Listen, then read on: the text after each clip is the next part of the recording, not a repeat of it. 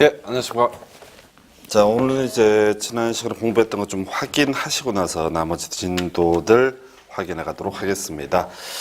먼저 우리 교재로는 309페이지를 보시게 되면 소위 이제 도시군 관리계획이라고 하는 개념이 나와 있습니다. 그래서 토지 소유자가 소위 이제 건축물의 건축 같은 개발 행위를 하고자 할 때 일정한 규제 들어가게 됩니다. 그래서 소위 건축물의 건폐율과 용적률, 용도 제한, 그리고 이제 나중에 높이 제한 이런 것들이 나오게 되는데 이 건폐율, 용적률, 용도 제한, 높이 제한 등을 다루고 있는 계획을 가리켜서 도시군 관리 계획이라고 부르게 됩니다. 그래서 그림 복잡하게 되는데 핵심 축은 그거죠. 자, 도시군 관리 계획이라고 하는 것을 통해서 자, 국가나 지자체에서는 토지 소유자에게 이 건축물과 관련해서 건축물의 건폐율, 크기 규제하는 개념이죠. 용적률, 그다음에 용도 제한, 그리고 이 건폐율과 용적률이 결합되면 간접적으로 높이 제한의 문제가 발생이 됩니다. 그래서 하여튼 이 도시군 관리 계획이라고 하는 것을 만들어냈고요. 토지의 소유자가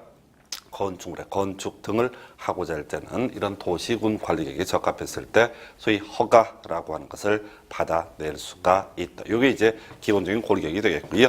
자, 근데 좀 어려운 것이 이 도시군 관리 계획이라고 하는 게 하나의 계획이 아니라 여러 개의 계획, 총 7개가 나옵니다. 그래서 가장 중심이 되는 것이 용도 지역의 지정 변경에 관한 계획에서 전국도 21개 중에 하나의 등급을 매겨서 각각의 토지에 대해서 건폐율과 용적률, 용도 제한, 높이 제한을 다루는 개념이 바로 용도 지역이라고 하는 개념이 되겠고요. 우리가 지난 시간에 간략하게 봤습니다. 자, 한편 이 용도 지역이라고 하는 것을 통해서 건폐율, 용적률, 용도 제한, 높이 제한 가능한데요. 이 건폐율, 용적률 기존에 있는 규제를 바꿔줄 필요가 있다라고 하게 되면 용도 지역 21개 중에 다른 하나를 지정 또는 변경함으로써 역시 규제를 바꿔줄 수 있습니다. 그런데 용도 지역은 그대로 두고요. 그 위에다 추가적으로 용도 지구라고 하는 것을 지정을 하는 것도 하나의 방법이 될 수가 있습니다. 다만 이 용도 지구라고 하는 것은 반드시 지정을 해야 되는 것이 아니라 있을 수도 있고 없을 수도 있는 개념 이렇게 봐야겠고요. 용도 구역, 자, 주로 도시 외곽 지역 등을 대상으로 개발을 억제하는 것이 일반적인 모습인데 요걸 이제 새롭게 하나 등장한 게 이제 개발 가능한 용도 구역도 있습니다. 어찌됐든 간에 용도 구역이라고 하는 거 자세한 내용은 지금 알 수가 없더라 할지라도 결과적으로 이제 관리 계획이라고 한 축의 한 틀에 들어가기 때문에 건폐율, 용적률, 용도 제한, 높이 제한 등을 하기 위한 수단 방법 중에 하나로 볼 수가 있겠고요.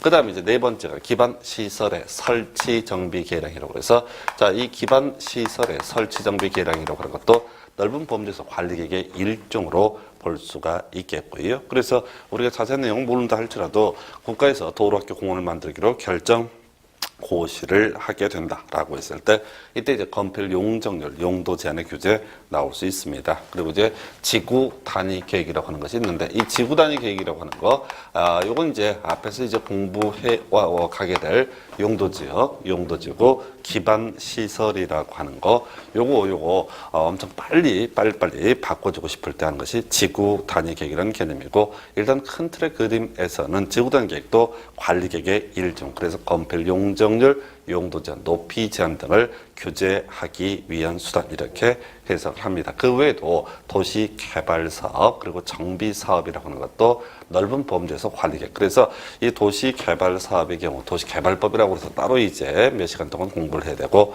정비 사업이라고 하는 것도 정비법이라는 법을 통해서 따로이 공부를 하게 됩니다. 그래서 주로 이제 우리가 관리 계획 얘기하게 되면 용도 지역, 지구 구역, 기반 시설, 지구 단위 계획 요 정도가 주된 뼈대가 되겠습니다. 그래서 요만큼을 다 묶어서 부를 때 이것들을 총칭해 부를 때 관리 계획이라는 표현을 썼었고요.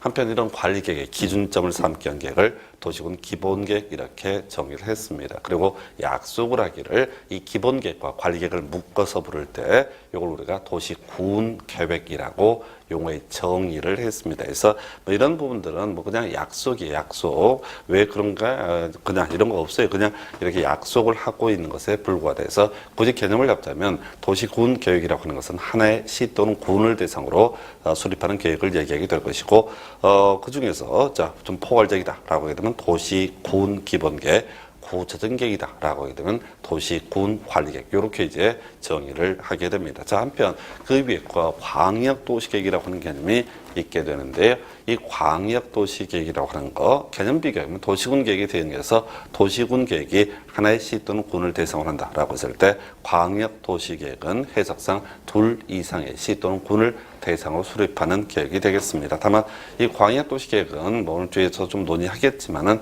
반드시 수립해야 되거나 그런 것은 아니고요. 할 수도 있고 안 할 수도 있다. 그 외 국가적으로 중대한 프로젝트라고 했을 때 국토교통부장이 수립하는 계획을 국가계획이라고 부르게 됩니다. 그래서 자, 순서 항상 기억하셔야 돼요. 국가계획 제도에 있고요. 그 다음에 광역도시계획, 그 다음에 도시군 기본계획, 도시군 관리계획에서 가끔 이제 시험 지문에 구성이 되는데 그렇게 어렵지는 않을 겁니다. 그래서 이 관리계획은요, 기본계획에 적합하게 수립해야 되고, 기본계획은 광역도시계획에, 자, 그리고 광역도시계획은 국가계획에 적합해야 된다라고 하는 거에서 이렇게 이제 계획들이 쭉 나오게 되는데, 사실 대부분의 논의 쟁점이라고 하는 것은 아무래도 도시군 관리계획이라고 하는 개념이 되겠습니다. 그래서 자, 우리가 이제 지난 시간에 공부해 왔던 것 중에서 한번 한 페이지 넘기게 되면요, 310페이지 하단부 가서 한번 볼까요? 자, 우리가 도시군 관리계획부터 지난 시간에 공부를 했습니다. 311페이지 하단, 310페이지인가요? 네, 310페이지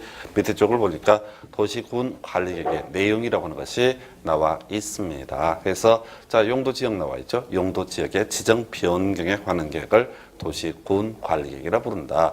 용도 지구의 지정 변경에 관한 계획. 이걸 또 다른 표현으로 뭐라 부를 수 있다? 도시군 관리계획. 용도 구역의 지정 변경에 관한 계획을 역시 도시군 관리계획, 기반 시설의 설치, 정비, 개량에 관한 계획을 역시 도시군 관리계획, 그리고 자, 지구 단위 계획 혹은 지구 단위 계획도 도시군 관리계획, 그 외 도시개발 사업, 정비 사업에 관한 계획도 도시군 관리계획, 뭐 이런 식으로 이제 되어 있다는 얘기죠. 그래서 그 중에서 제일 어려운 얘기가 용어에 관한 부분. 자, 도로학교 공원을 만드는 사업, 기반 시설의 설치, 정비, 개량을 하자고 결정을 하게 되면 이걸 우리가 도시군 계획시설이라고 정의를 하게 될 것이고요. 그래서 이 도시군 계획시설, 실제로 도로학교 공원을 만들어가는 사업을 도시군 계획시설 사업이라는 용어를 쓰게 될 거예요. 그 다음에 이제 재개발, 재건축하는 정비사업, 또 신도시 만드는 도시개발사업, 이렇게 세 개를 묶어서 도시군 계획사업이라고 용어의 정의를 하고 있습니다. 그래서 뒤에 이제 개발 행위허가 요 얘기를 할 때 도시군 계획사업, 도시개발사업, 정비사업 이렇게 세 가지는 허가를 요하지 않는다. 이런 내용들을 이제 지적을 하게 될 텐데 그건 그때 가서 봐야겠고요. 어찌됐든 도시개발사업, 정비사업이라고 하는 것도 넓은 범주에서 관리계획의 일종으로 보고 있다. 다만 이 영역에서 직접 시험 문제 구성을 할 때는요, 관리계획의 내용으로 볼 수 없는 것을 고르시오라는 식의 문제가 두 번, 세 번 출제가 됐습니다. 그래서 자, 우리가 이제 경우수가 너무 많아서 다 외울 수는 없고요. 그 중에서 출제하는 포인트 용도 구역이라고 해서 용도 구역의 종류가 개발 제한 구역, 시가화 조정 구역, 자, 도시자연 공원 구역, 수산자원 보호 구역, 그리고 입지 규제 최소 구역 뭐 이런 것들이 있습니다. 했을 때 이렇게 5개를 묶어서 뭐라고 그런다? 용도 구역이라고 부르게 됩니다. 다만 아무래도 공부에 감에 있어서 개발 밀도 관리고요, 또는 기반 시설 부담 구역, 이렇게 구역이란 말을 많이 공부하게 되거든요. 근데 그 모든 구역이란 표현을 쓰고 있는 것 자체가 용도 구역이 되는 것은 아니다라고 하는 게 논의의 포인트에서 결과적으로 이제 용도 구역의 종류를 외우는 게 포인트예요. 나중에 이제 계속 반복이 되게 되는데 개발 제한 구역, 시가화 조정 구역, 그다음에 수산자원 보호 구역, 도시 자연 공원 구역, 그리고 이렇게 네 가지는 이제 사실 개발을 못하게 억제시키는 그런 특징을 가지고 있고요. 그 다음에 이제 입지 규제 최소 구역 새롭게 등장을 한 것인데, 요건 이제 구도심지, 낙후된 도심지를 개발을 하기 위한 개념이 바로 입지 규제 최소 구역 뭐 이런 의미를 가지고 있습니다. 그래서 요렇게 해서 자, 관리계획의 내용, 자, 구역이란 말을 쓴다고 해서 무조건 용도 구역이 되는 것은 아니다. 그래서 개발 제한 구역하고 나중에 거의 비슷한 의미, 뉘앙스 표현을 비슷한 것이 개발 밀도 관리 구역이 있거든요. 그래서 개발 밀도 관리 구역은 자, 표현 보기도 얼핏 보면 용도 구역처럼 보이는데 얘는 용도 구역이 아니다. 이게 이제 15-1에 그다음에 23에 계속 같은 유형으로 출제가 되고 있어요. 이게 이제 사실 더 어렵죠. 전체를 다 소화를 해야 되니까. 그래서 이때도 그래요. 이 뭐 용도 지역이 뭐고 지구가 뭐고 다 소화할 수 있으면 좋겠지만 일단 기본 포인트 자체를 구역이라는 표현 쓴다고 해서 다 용도 구역이 되는 것은 아니다. 미리 결론 하나 외우고 들어갔으면 좋겠고요. 그 다음 페이지 311페이지 가면 이제 도시군 관리계획 2반 그리고 결정에 관한 개념이 나와 있습니다. 그래서 이 관리계획이라고 하는 게 용도 지역이 될 수도 있고 지구, 구역, 기반 시설, 지구단 계획 등등 뭐 이런 것들이 될 수가 있는데 자 지금 이제 국가나 지자체가 이 관리계획을 확정하는 과정 제목 보니까 크게 2반 결정 이렇게 되어 있죠. 그래서 그냥 이것도 그래요. 따로 외우는 건 아니고 이건 이제 계속 반복을 하다 보면 저절로 외워지는 거예요. 그래서 자, 이 도시군 관리계획은 기본적으로 2반해서 결정 고시라고 하는 절차를 거치게 됩니다. 그리고 나중에 이제 지형 도면의 고시라는 게 따로 있는데 일단은 구조가 뭐냐면 이렇게 자 용도 지역을 지정을 합시다라고 하나의 안을 확립하게 되는 것을 2반이라고 부르게 될 것이고요. 아 그래 그렇게 해도 좋아라고 도장 찍어주는 것을 결정 고시라고 부르게 됩니다. 그래서 이 관리계획 이제 법조문 구조가 이제 2반에 관한 기본적인 명제 해놓고 그다음에 예외적인 항목 등을 쭉쭉 나열을 하게 되거든요. 그래서 거기 이제 2반부터 보겠습니다. 개설 보니까 특별시장, 광역시장, 특별자치시장, 특별자치도지사, 시장군수, 관할 구역에 대해서 도시군 관리계획을 2반해야 된다 해서 자기 이제 뭐 특별시, 광역시 이걸 다 줄줄줄 외울 수는 없어요. 그 다 뭐죠? 서울특별시, 부산광역시 뭐 이런 식으로 위를 얘기를 하게 되는 거니까 이제 특별시, 광역시 보통 시 또는 군 이렇게 가시면 좋겠고 이 특별자치시는 세종시를 얘기하고요. 특별자치도는 제주도를 얘기를 하게 되는데 시험에 이런 거 안 나와요. 이런 것들이 현혹되면 절대로 안 됩니다. 그래서 지금 도시군 관리계획이라고 하는 것은 기본적으로 하나의 시 또는 군을 대상으로 수립하는 계획이다라고 하는 관점에서 출발하셔야 돼요. 그래서 제가 거기다 이제 포인트를 둘 만한 게 시장군수 권한이고요. 자, 2반해야 된다. 이런 표현 쓰고만 이제 포인트를 둬놨어요. 그래서 이걸 이제 가지고 정리를 하게 되면 2반하는 사람은 기본적으로 그 도시, 시 또는 군에 있어서 수장, 시장, 군수 등이다. 이렇게 가게 되는 거죠. 자, 그런데 예외 있습니다. 그래서 시장군수, 도 밑에 시장군수가 있거든요. 그래서 시장군수 대신에 도지사가 2반하는 경우도 있고요. 시험이 안 나와요. 너무 길어.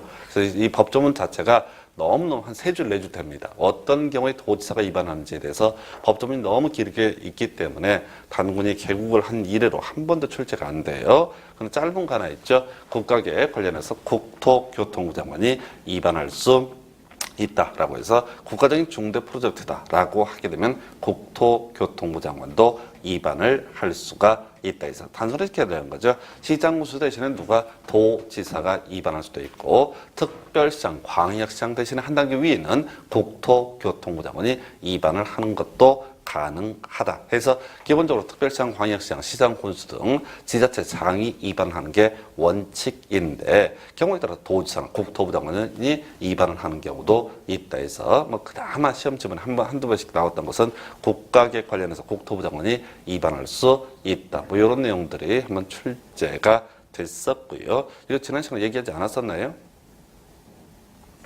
했었죠? 근데 표정들이 마치 지금 처음 듣는 그런 표정 같아갖고 아 이게 진도를 지금 잘못 나갔네는 생각이 얼핏 들었어요. 그래서 하여튼 자 정리하게 되면 시장군수, 도지사, 국토부 장관 등 요거 묶어서 부를 때 뭐라 부른다? 행정청이라는 용어를 쓰겠습니다. 시장군수, 도지사, 국토부 장관 등을 총칭하여 부를 때 뭐라 부른다? 행정청. 자 이거에 대응해서 주민 또는 일반 국민이라고 하는 개념이 있을 수가 있을 텐데요. 문제는 이런 도시, 군 관리계획 2반 누가 한다? 행정청이 2반을 하게 된다. 이런 전제하에서 자 바로 주민은 2반을 할 수는 없습니다. 다만 2반을 해달라고 제안을 할 수가 있다. 그래서 다시 전체 그림 보셔야 돼. 이 도시군 관리계획 주로 5개가 이제 논의가 되게 되는데 그 중에서도 마을 전체 이익과 연계되어 있는 거 바로 기반 시설의 설치, 정비, 계량에 관한 사항 요거하고요. 지구 단위 계획이라고 하는 거 요 2개는 개인 토지에만 영향을 미치는 것이 아니라 마을 전체 이익과 연계가 되어 있다라고 해서 자 바로 주민은 기반 시설의 설치, 정비, 계량 혹은 지구 단위 계획 등에 대해서 입안을 직접 할 수는 없지만 입안을 제안을 할 수가 있다. 이렇게 가야 되겠고, 그 다음에 이제 비슷한 개념으로서 산업유통개발진흥지구, 오늘 용도 지구할 때 다시 한번 지적할 거예요. 이 산업유통개발진흥지구도 그게 이제 공단 만든다는 얘기거든요. 공단. 그래서 공단 좀 만들어 달라라는 취지로 바로 산업유통개발진흥지구도 제안을 할 수가 있다. 해서 전체 그림 보셔야 돼. 지금 이제 용도 지하자 기반 시설하고 지구 단계, 요건 이제 마을 전체 입구와 연계가 됐으니까 제안할 수 있고요. 그 다음에 용도 지구 중에서도 자 공단과 관련되는 산업유통개발진흥지구 제안할 수 있다. 해서 하여튼 그 정도까지. 그리고 비용 부담 나와 있죠. 그 문장들 법조문 이제 공법이 좀 어렵게 받아들이는 이유 중에 하나가 더럽게 길어요. 별 내용도 없는데. 해서 뒤에 키워드만 잡는 거예요. 해서 지금요 도시군 관리계획 위반을 함에 있어서 비용 부담 문제가 발생할 수 있습니다. 자, 우리가 이제 공항 하나 만들어 주세요 라고 하려면 조사해 봐야 되거든. 돈 들어간단 말이죠. 그래서 포인트 제안자에게 부담케 할 수 있다. 앞에 읽지 마요. 그냥 계속해서 제안자에게 부담케 할 수 있다. 제안자에게 부담케 할 수 있다. 요것만 이제 여러 번 읽으시면 나머지 다 이해하실 수 있습니다. 그래서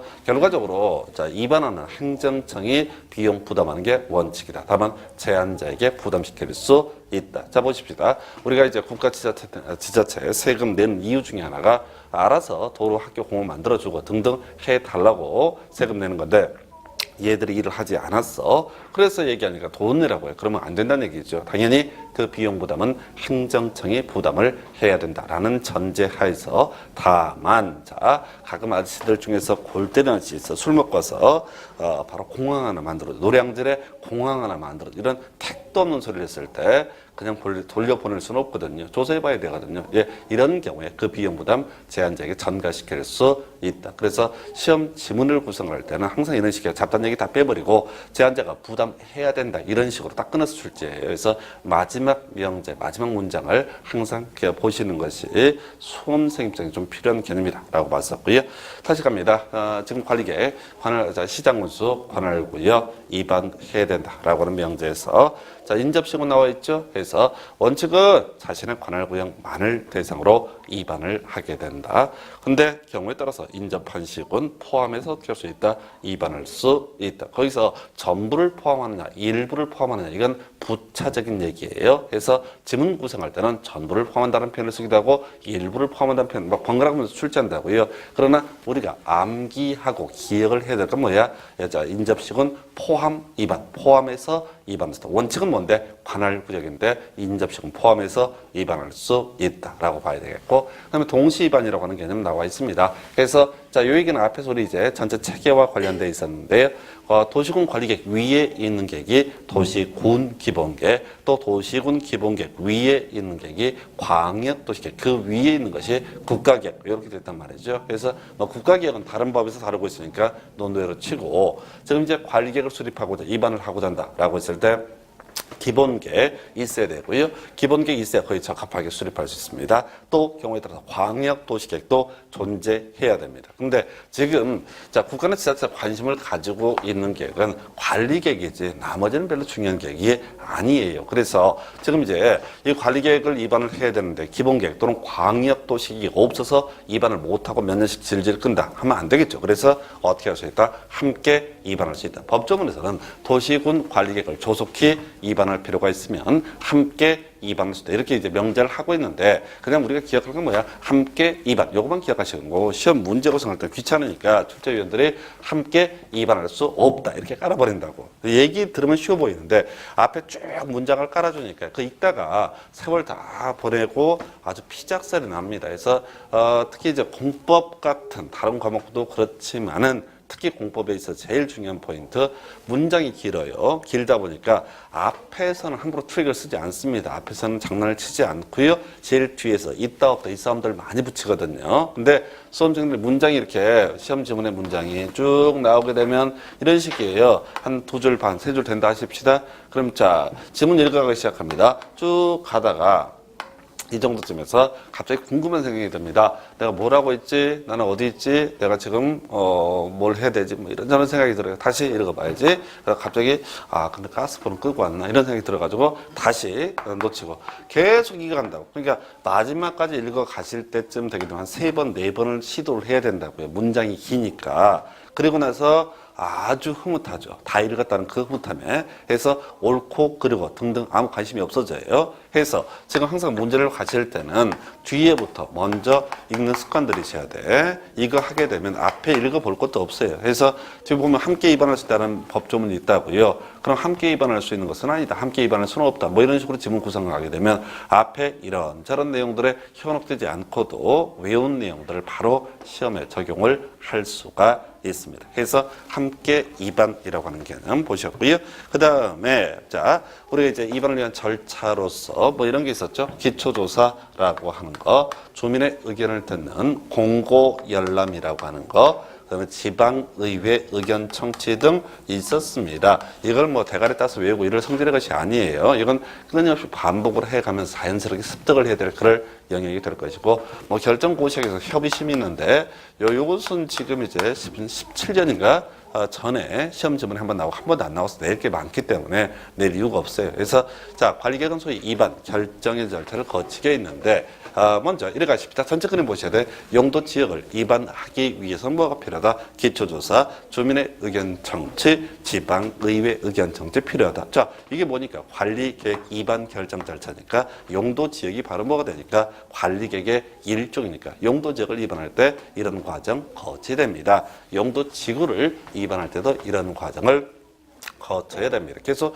관리계획 체계를 외우셔야 돼요. 용도 구역을, 기반 시설을, 지구 단위계획을 입안을 할 때도 법 구조상 기본적으로 관리계획 입안 결정 절차를 거침이 원칙이다. 그런데 자 지난 시간에 간단히 설명을 드렸었는데 이 지구 단위 계획이라고 하는 것은 겁나게 빠른 용도 지역을, 무지하게 빠른 용도 지구를, 무지하게 빠른 기반 시설을 가리켜서 뭐라고 부른다? 지구 단위 계획. 그래서 지구 단위 계획은요 기초조사, 뭐 환경성 검토 등등등을 생략할 수 있다. 주민 의견 청취 생략할 수 있다. 지방의 의견 청취하지 않는다. 이런 식으로 외워주셔야 돼. 뉘앙스로 가셔야 돼. 그래서 이 문제가 제일 까다롭죠. 나중에 이제 일반 수험서들 보시게 되면 이 뭐 환경성 검토를 생략할 수 있는 경우 A4용지 한 페이지, 뭐 토지 적성 평가를 생략할 수 있는 경우 A4용지 한 페이지 이런 식으로 나온다고 절대 외울 수 없습니다. 학원 강사도 그거 못 외워요. 그거 외우면 정신병자지. 그래서 쓸데없는 걸 외울 이유가 없는 거야. 이건 뉘앙스로 가는 거야.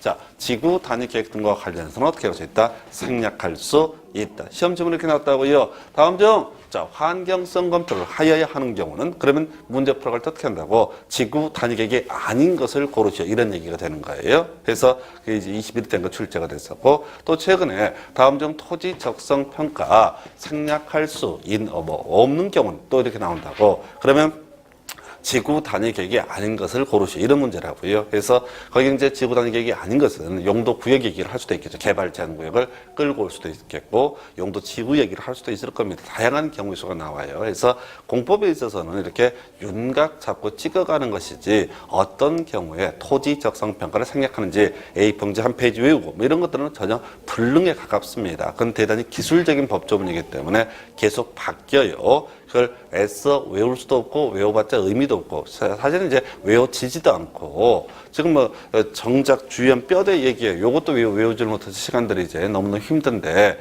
자 일단 논의의 포인트 지구 단위 계획은 무지하게 빠른 용도지역 무지하게 빠른 용도지고 무지하게 빠른 기반 시설을 가리켜서 뭐라고 부른다? 지구 단위 계획. 그래서 지구 단위 계획은 생략할 수 있다. 이렇게 통쳐서 가셔야 됩니다. 그래서 이런 게 아주 까다로워 이런 게 짜증나고 그래서 공법이 자 민법이랑 좀 틀려. 민법이나 학개론 이런 것들은 딱딱 떨어집니다. 어느 정도까지 이만큼 외우면은 이만큼 점수가 나오고 이렇게 하는데 공법은 대중이 없어요.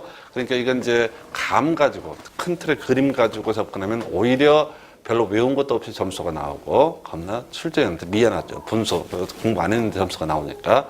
근데 민법 공부하듯이 또박또박 하시다 보면 아주 작살나는 게 바로 공법 과목이 되겠습니다. 그리고 대부분 사람들이 이제 공부를 어떻게 할 것이냐라고 하게 되면은 그저 열심히 최선을 다해서 묵묵히 이제 공법은 답이 안 나와요. 전혀 해결책이 될 수가 없습니다. 다른 과목들은 그런 게 좀 먹힐 수가 있어요. 특히 1차 과목들은. 근데 2차 과목들 중에서 특히 공법, 이건 뭐 답이 안 나오는 그런 능력. 대신 큰 틀의 그림, 지금 계속 제가 관리계획 얘기하고 기본계획 이렇게 제가 전체를 자꾸 보는 게 이러다 보면 대강 윤곽이 잡힙니다. 그래서 하여튼 입안을 위한 절차 등 보셨고요. 그 다음에 결정, 시도지사, 대도시시장이 결정을 하게 됩니다. 자, 이때 예외 있었죠. 자, 겁나 빠른 용도죠. 겁나 빠른 용도지고 겁나게 빠른 지구 단위계, 겁나게 빠른 기반사를 가리켜서 아까 뭐라 불렀다? 지구 단위계. 그래서 시장 군수가 입안은 지구 단위계건 시장 군수가 직접 결정한다. 보통 시장 군수가 입안하면 한 단계 위에 있는 도지사한테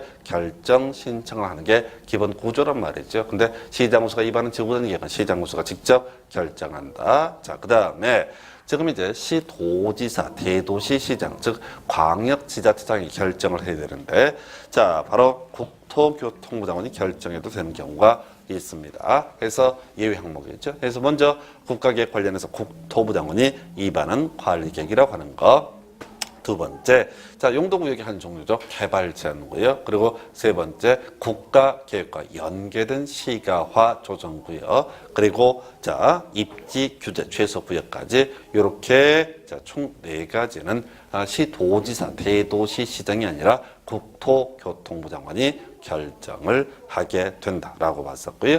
그 외에 수산점보구역은 해양수산부 장관이 결정을 하게 됩니다. 자, 한편 우리가 이제 관리계획 이렇게 입안 결정이 있게 되고요. 그 다음에 워낙 복잡한 과정인데 나중에 이제 요거 관리계획 결정한 사항을 지도로 표시해 주는 것이 있습니다. 그래서 이걸 우리가 지형 도면의 고시라고 부르게 되는데 이게 잡다한 얘기 빼버리고 그냥 결과적으로 이렇게 결정 고시를 했을 때 결정하고 외부에 발표를 했어요. 그러면 용도 지역이 됐든 지구가 됐든 소위 건폐율, 용적률, 용도 제한 등의 규제가 도출되게 될 것인데 효력 발생 시기 언제가 된다? 바로 지형 도면의 고시가 된 날부터 효력이 발생된다 해서 뭐 지금 짧기 때문에 간간히 구성이 되고 있고요. 그리고 중요한 쟁점 기득권 보호죠. 자, 기본 구조 잡으셔야 돼. 어떤 토지에서 개발 행역을 받아서 건축물의 건축 등을 하고 있었습니다. 자, 그런데 이런 관리계획의 변화가 있다는 얘기는 건폐율과 용적률, 용도 제한 등의 규제가 바뀐다. 이런 의미를 내포하고 있고요. 자, 그랬을 때 이렇게 규제가 바뀌게 되게 했을 때 어떻게 할 것이냐 했을 때 자, 기본적으로 기득권은 보호가 된다. 이게 기본 틀이에요. 근데 원칙은 시험에 안 나와. 해서 원래 법조문 그렇습니다. 원칙해서 도시군 관리계획 결정에 관계없이 사업 또는 공사를 계속할 수 있다. 이게 이제 기본 명제예요. 근데 그건 시험에 안 나오고 예외 파트 시가화 조정 구역 뜨게 되면 어떻게 해라? 신고해야 사업 또는 공사를 계속할 수 있다 해서 이것만 갖고 주구장창 내고 있습니다. 그래서 어떻게 옳은 걸 고르시오? 시가화 조정 구역 신고해야. 틀린 걸 고르시오. 시가화 조정구역 허가를 받아야 또는 시가화 조정구역 관계없이 이런 식으로 끊임없이 구성을 하고 있어요. 그래서 지금 여러분들 이제 지금 입문 강의도 그렇고 앞으로도 그런데 이거 어떻게 틀리게 하고 말고 하는 문제는 제가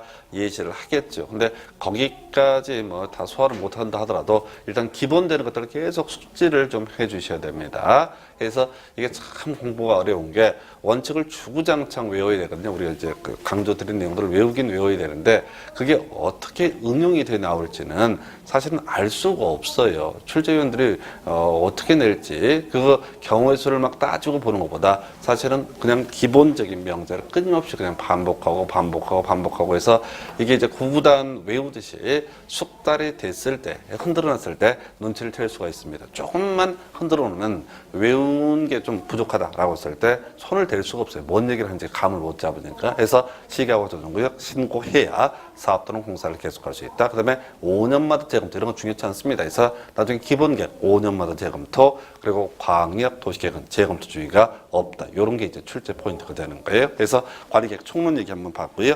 그 다음 페이지 가서 용도 지역 얘기 들어가셨죠. 그래서 교재 312페이지 자 용도 지역 자 기본 구조가 그렇습니다. 용도지역 전체 그림 보셔야 돼. 그래 봐봤자 얘도 뭐야? 도시군 관리계. 그래서 용도지역을 지정 결정고시라고 해서는 입안에서 결정하는 과정 등을 거쳐야 될 것이고, 하여튼 뭐 지정되는 고시까지 이루어지게 되면 이에 따라서 발생하는 법적 효과는 건폐율과 용적률과 용도 제한 그리고 높이 제한의 문제가 발생되게 된다. 이 얘기는 머릿속에 새겨놔야 돼. 그게 이제 의 나와 있잖아요.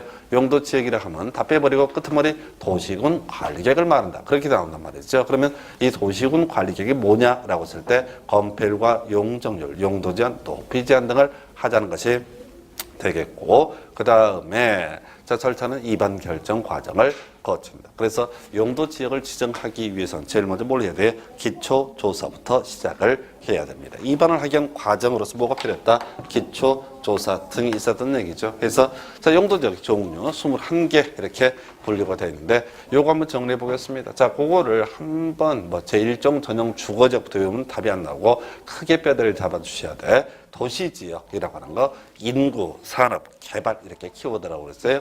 인구와 산업이 밀집이 돼 있거나 밀집이 예상돼서 앞으로 개발 등을 하자는 지역이 뭐가 된다? 도시지역이라고 하는 거.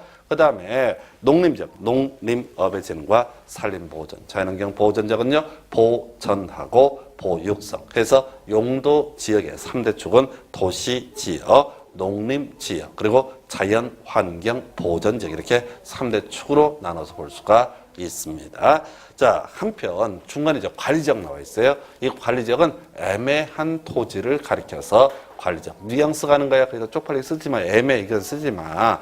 나중에 좀 공부되면 어이없어. 그걸 그렇다고 진짜 애매하긴 애매한데 애매라고 쓰기도 애매한 부분이에요. 해서 지금 도시지역, 농림지역, 자연환경 보전지역 이 3대 축에 대응해서 도시지역으로 지정을 하자니 뭐하고 안 하자니 뭐하고 애매했을 때 계획관리지역, 농림지역으로 지정을 하자니 뭐하고 또 안 하자니 뭐 있을 때 생산관리, 그리고 자연환경 보전지역으로 지정을 하자니 뭐 이런저런 문제가 생겼을 때 자, 거기에 준해서 보전할 필요가 있으면 보전 관리. 절대 그 문장을 외우지 마시라. 읽지도 마시라고. 이게 골로 가시는 거예요. 그래서 제가 공법은 제가 예습하지 말라고 그럽니다. 집구석에서 이제 책 보라고 하면 계획관리지요. 계속 읽어 미쳐버립니다. 여기서 모르는 단어가 하나도 없어요. 환장하는 거지, 이게. 차라리 모르는 단어가 있으면 낫다니까요. 민법이 그래 재미있잖아. 선의, 악의 뭐 그러면서 그 이제 알아가는 재미가 있어. 근데 예를 들어서 계획관리, 도시 지역으로 편입이 예상되는 지역 또는 자연환경 등을 뭐야 다 아는 단어인데 그게 시험에 안 나온다는 거지 이게. 그래서 뉘앙스를 잡으셔야 돼. 그래서 학원 선생들을 먹고 사는 거야. 다 그냥 책에 있는 얘기를 그대로 하고 있는데 그 들을 때마다 새로워. 분명히 지난주는 알 것 같은 그런 분위기였었는데 오늘 보니까 여전히 새로워. 그래서 하여튼 계획관리지역, 도시지역에 준해서 생산관리, 농림지역에 준해서 보전관리, 자연환경 보전지역에 준해서 그래서 아까 이제 도시지역, 농림지역, 자연환경 보전지역 중에서 가장 규제가 센다는 자연환경 보전지역이고요. 이 관리지역 중에서 가장 규제가 센다는 보전관리 이렇게 뼈대를 잡아 주실 것.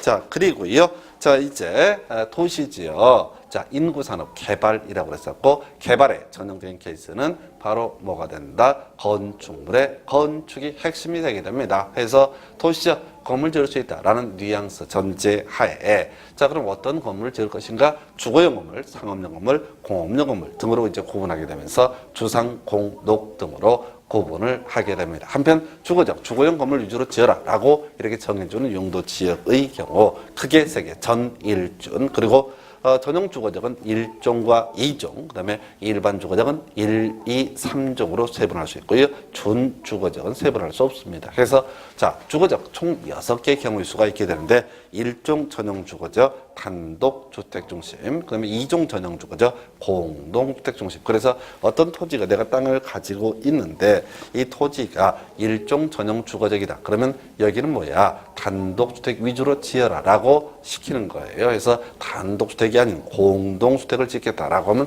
허가를 내주지 않는 지역이 1종 전용 주거지역. 한편 일반 주거지역은 층수에 따라서 1, 2, 3종으로 분류를 할 수 있습니다. 그래서 자 1 1종 일반 주거적 저층 4층계를 의미합니다.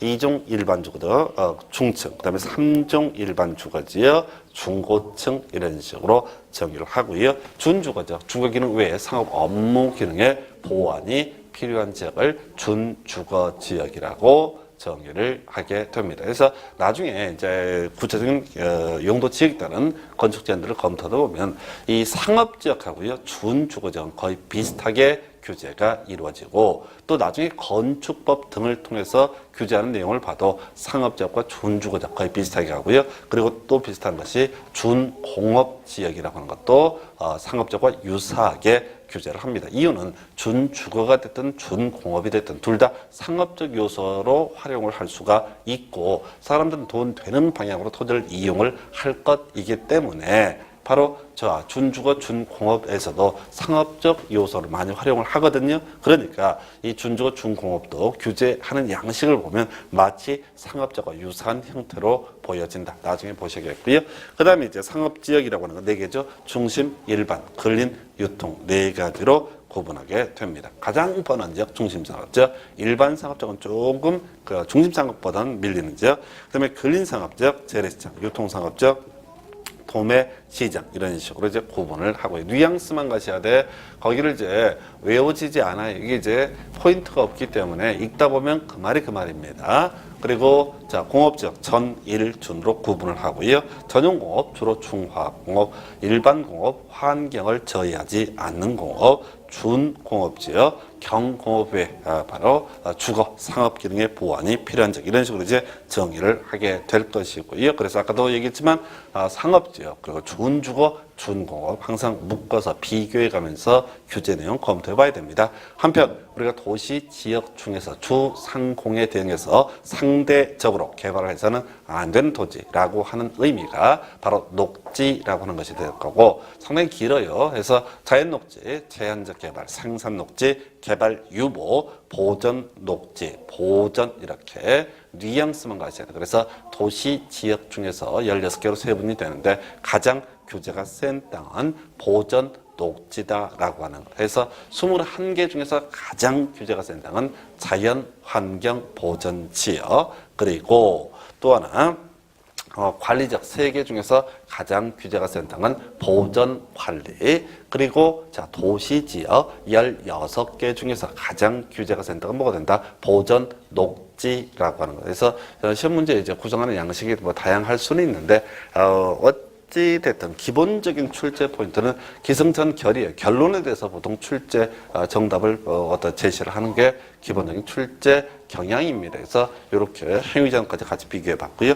자, 313페이지 가서 이제 마저 볼까요? 자, 지금 용도 지역의 지정 절차 등 나와 있습니다. 다시 가셔야 돼. 지금 우리가 앞에서 도시군 관리계획 2반 결정 절차라고 해서 2반을 하기 위해서 기초조사, 주민의 의견을 듣는 공고연락, 지방의 의견 정치 등 필요하다. 그리고 결정고시 있고 지정되는 곳이 뭐 이런 과정 거쳤어요. 전체 그림 보셔야 돼. 이걸 이름하여 관리계획 2반 결정. 근데 용도 지역 자체가 뭐가 됩니까? 관리계획의 일종이죠. 그래서 용도 지역을 자 21개 중에 하나로 지정을 하고자 합니다. 그러면 기초조사부터 시작하는 2반 결정 과정을 거쳐야 할 것이고 하나 더 자 기존의 용도 지역을 변경을 하고 싶습니다 라고 했을 때도 당연히 다 2반 결정 과정을 거쳐야 할 것이고 또는 이제 지문 구성할 때 세분하는 경우를 써요. 그래서 어떤 용도 지역이 도시 지역인데 이걸 16개 중에 어느 하나로 세분을 하고자 한다 이렇게 나온다고요. 예, 세분을 할 때도 당연히 어떤 절차 2반에서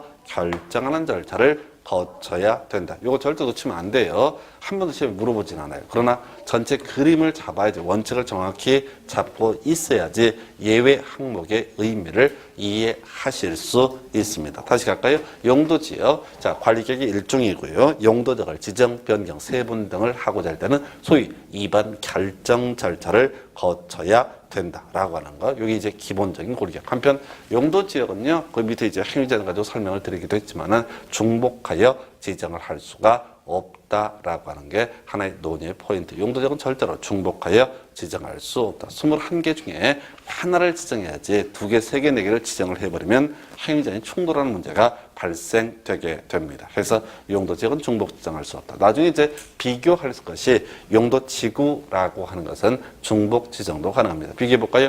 용도지역은요, 무조건 가져야 돼요. 무조건 21개 중에서 오직 하나만을 가져야 된다. 이에 비해서 용도지구는 지정을 안 할 수도 있고요. 한편 필요하다라고 한다면 2개, 3개, 4개를 중복하여 지정하는 것도 가능하다. 이 얘기는 사실은 이제 학계론 영역, 정책론 영역에서 주로 출제하는 영역에서 이 용도지역과 용도지구를 묶어서 부동산 학계론 영역에서는 소위 이제 지역지구제라고 이렇게 얘기를 하고요. 소위 이제 부의 외부 효과를 제어하기 위한 수단으로서 용도적 지구제를 이제 지역지구제라는 걸 설명을 하게 됩니다. 그리고 거기서 논의하는 포인트, 용도 지역 간에는 중복 지정할 수 없다. 그리고 용도 지구 간에는 중복하여 지정할 수 있다. 이런 식의 이제 질문들이 구성이 되게 됩니다. 뭐 그렇다 치고요. 자, 지금 용도지역 지정 절차상의 특례 다시 가볼까요? 지금 용도지역, 지구구역, 기반시설, 지구단계 이렇게 있는데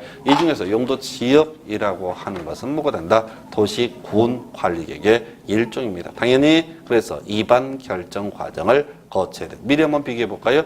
자, 우리가 자세한 내용 공부 안 했지만 용도지구는 뭐가 됩니까? 관리계획의 일종입니다. 그래서 어떤 토지 위에 용도지구를 지정하거나 변경하거나 세분을 하고자 할 때는 당연히 입안에서 결정하는 과정을 거쳐야 된다. 이렇게 가는 거예요. 어떤 토지 위에 용도구역을 결정을 하고자 할 때도 입안 결정 과정, 그리고 어떤 토지에 도로, 학교, 공원을 만든 기반 시설의 설치, 정비, 계량에 관한 계획을 수립을 하고자 할 때도 입안 결정 과정, 그리고 어떤 토지 위에 지구단 계획을 수립을 하고자 할 때도 기본적으로 입안 결정 과정을 거친다. 이거 절대 놓치면 안 돼. 근데 지금 시험에 나오는 건 원칙이 아니라 예외가 주로 출제가 되거든요. 그래서 이 5개 관리계획 중에서 용도 지역의 경우는 소위 입안 결정 과정을 거치지 않아도 되는 경우가 있고요. 나중에 이제 공부하게 될 건데 이 기반 시설의 설치, 정비, 계량에 관한 사항도 입안 결정 과정을 거치지 않아도 되는 경우가 있습니다. 특례 조항을 두고 있어요.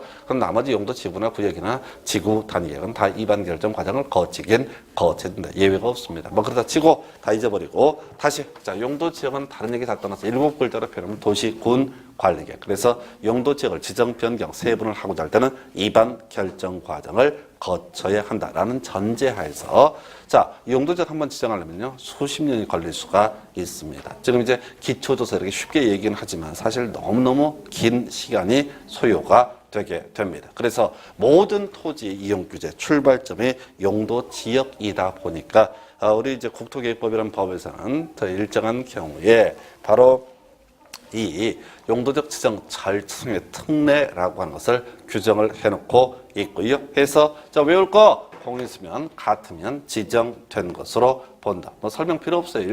일단 외워놓고 접근하셔야 돼. 공있으면 같으면 지정된 것으로 본다. 해서 자 이런 얘기죠. 지금 보게 되면은 자 바다가 있습니다. 바다가 있는데 바다를 메꿨어요. 예, 공이었으면을 매립을 했습니다. 했을 때 이때 매립 목적이라고 하는 것이 있게 될 것이고요. 이웃하고 있는 토지는 무조건 뭐 들어간다? 용도 지역이라고 하는 것이 존재하게 될 겁니다. 그래서 이웃하고 있는 토지 용도 지역의 내용하고요. 이 매립 목적이 똑같다. 그게 그거다라고 했을 때는 굳이 입안 결정 과정을 다 거칠 필요가 없이 그냥 여기는 뭐 특별히 뭐 어떻게 한다. 이웃하고 있는 용도 지역으로 지정된 것으로 본다 해서 뭐 경우수를 따지지 않았으면 좋겠어요. 그냥 지금까지 문제를 구성함에 있어서는 뭐라고요?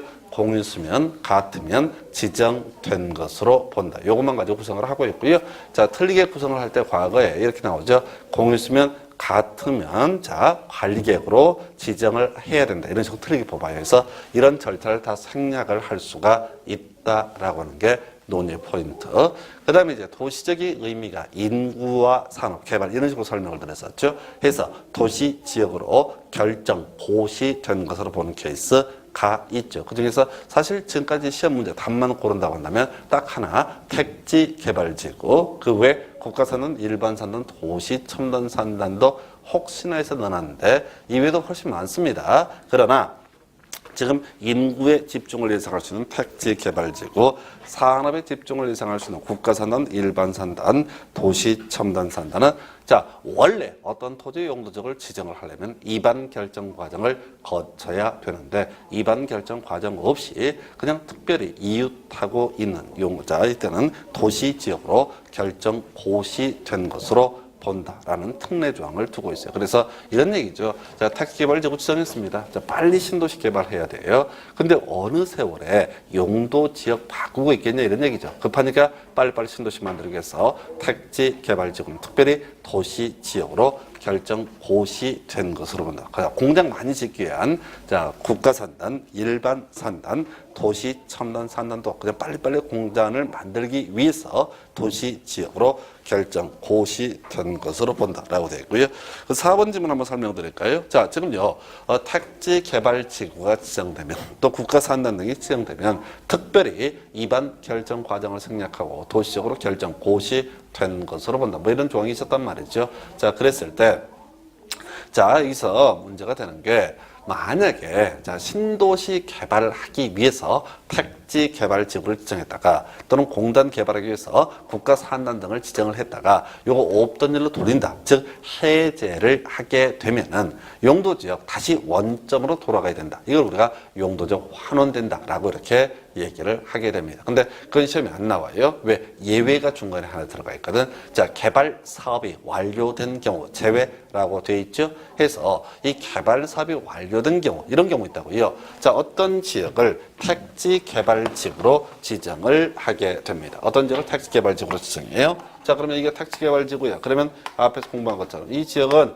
이반 결정 과정 필요 없이 그냥 뭐로 본다? 도시 지역으로 결정 고시된 것으로 본다라고 했다고요. 자, 근데 이 택지 개발 사업 안 하기로 해서 없던 일로 돌려버린다고 지구 지정을 해제를 했다고요? 그러면 용도적, 도시적이 아니겠죠. 과거에, 뭔지는 모르겠지만 과거에 용도적으로 환원되게 된다. 이게 기본 구조이고 시험 문제 답을 구성을 할 때는 그 중에 또 예외 항목. 자, 택지 개발 지구를 지정해서 택지 개발 사업을 다 했습니다. 신도시 다 만들었어요. 그러면 더 이상 택지 개발 지구로 지정을 하지 택지 개발 지구에서 해제를 의제를 해버립니다. 왜? 택지 개발 지구라고 하는 것은 뭘 하기 위한 땅? 택지 개발 사업을 하기 위한 땅. 그런데 만약에 다 만들어졌다. 택지 개발 사업이 끝나버렸다. 라고 하면 굳이 지구로 존속시킬 이유가 없거든요. 그러면 바로 실효가 되어버리는 거예요. 그러면 이때 용도적 환원이 될 것이냐 했을 때 그건 아니란 얘기죠. 그래서 개발 사업의 완료로 지구 지정의 해제가 의제가 되는 경우 등에 있어서는 어떻다? 용도 지역이 환원되지 않는다. 그래서 원칙은 시험에 내릴 수 없고요. 원칙을 내버리면 그래서 개발 사업이 완료된 경우 제외. 이걸 빼고 출제했다 싶시다. 그건 오를 수도 있고 틀릴 수도 있고 개판돼 버린다고요. 그럼 출제위원들은 항상 괄호 열고 괄호 안에 있는 걸 끄집어내서 출제한다고. 개발 사업이 완료가 돼서 지구 지정의 해제가 된 경우 용도 지역은 환원된다. 이런 식으로 이제 구성을 하게 되죠. 틀린 지문이 되겠습니다. 그래서 여기 이제 최근 24회 때인가 상당히 어렵게 구성한 케이스에서 다시 갑니다. 공유수면 같으면 지정된 것으로 본다. 그러면 택지 개발지구, 국가산단 등은 특별히 도시 지역으로 결정 고시된 것으로 본다. 한편 자 이런 지구 지정 등의 해제가 의제가 되게 되면 용도적 환원됨이 원칙이지만은 자 그 개발 사업의 완료에 따라서 지구 지정의 해제가 되는 경우, 해제가 의제되는 경우 이때는 용도 지역 환원되지 않는다 정도로 가겠습니다. 좀 어려워요. 자 한편 용도적 지정되게 되면 이들은 발생하는 법적 효과, 건폐율과 용적률과 용도 제한의 문제가 발생되게 됩니다. 그래서 제일 어려운 게 이거죠. 그래서 이 건폐율 용적률을 묻는 문제의 경우에는 거의 매년 뭐 10년에 한 9번, 8번 출제가 되니까 안 나온 해가 특이할 정도로 거의 매번 출제가 되고요. 막상 수험생 입장에서는 썩 쉬운 문제가 아니에요. 그래서 하도 외울 게 많다 보니까 나중에 붕붕 뜨는 것 중에 하나가 이 건폐율 용적률인데 일단은 용도적의 종류를 먼저 숙지를 하셔야 됩니다. 그래야지 56657이든 9878이든 이게 의미가 있는 것이지 용도적의 종류를 암기하지 않게 되면 이 순서가 아무런 의미를 가질 수가 없죠. 그래서 우리 주거지역이요. 건표를 보니까 56657 되어 있는데 그 전제 요건으로서 주거지역은 제1종 전용주거, 제2종 전용주거, 제1종 일반주거, 제2종 일반주거, 제3종 일반주거, 준주거 이렇게 6개로 세분할 수 있고요.